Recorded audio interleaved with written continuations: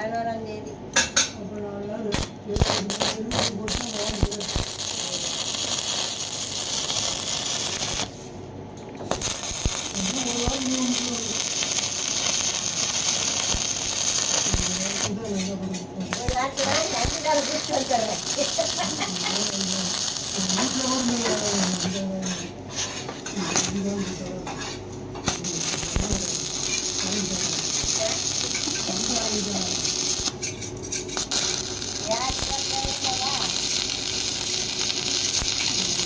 எப்படி ஒரு வாரத்தில் அங்கேயே நிற்பாங்க.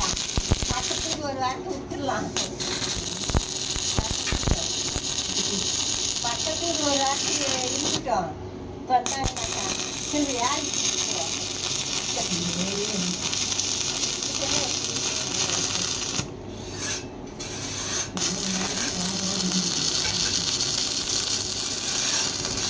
இந்த